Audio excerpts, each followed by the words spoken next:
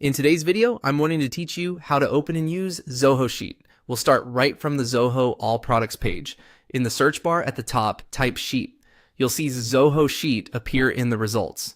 Click on Sheet to open its product page, and if you're taken to another screen with a Sheet button, click it again to launch the app.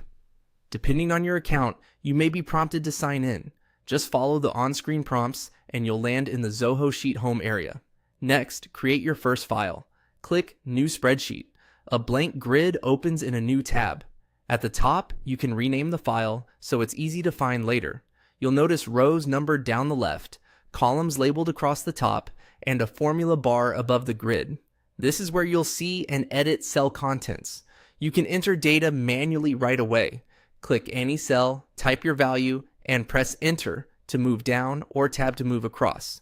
It's helpful to add a header row first, labels like name, date, or amount, so your table is organized.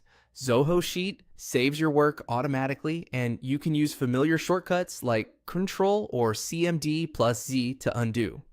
If numbers represent currency or dates, you can format them from the toolbar to keep everything consistent. If your data already lives in a file, import it instead of typing.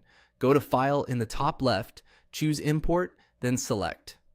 From Desktop URL, click Browse to pick a file from your computer or paste a link if you're using a URL. Common formats like XLSX, XLS, and CSV work well. Click.